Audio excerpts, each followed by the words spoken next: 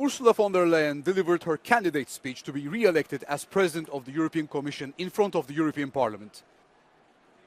Pleasing right and left with her speech, the German politician from centre-right EPP defended a strong Europe and stressed that there is no room for demagogues or polarization.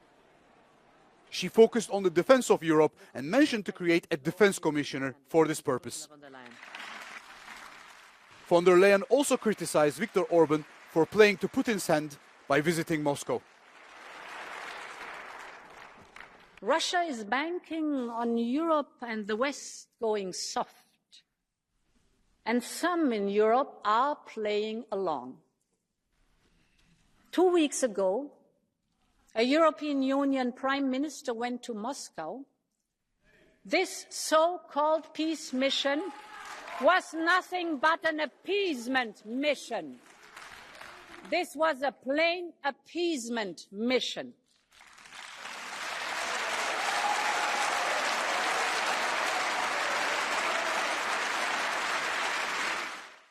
This is not the only new commissioner she wants to put in place. Competitiveness and SMEs, short for small and medium enterprises, are also high on her agenda.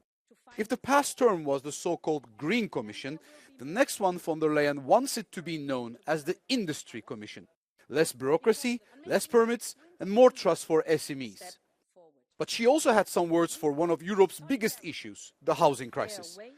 To fight against increased prices and inaccessibility to housing, she will appoint a housing commissioner. Typically, housing is not seen as a European issue. Some might say we should not get involved.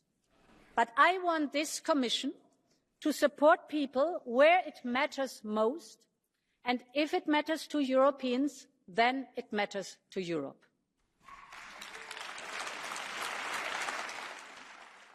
Another pressing topic was migration. After the agreement on the new asylum pact that forced solidarity and put a price of 20,000 euros to each migrant, von der Leyen now wants to implement it.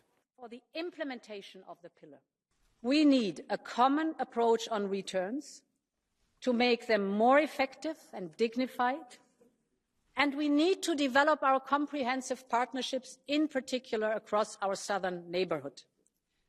The Mediterranean region should get undivided attention. And this is why I will appoint a commissioner for the region. Von der Leyen had also some concessions for the Greens and promised to stick to the targets of the Green Deal. But with a focus on the industry, she assured she will be putting forward a clean industrial deal in the first 3 months.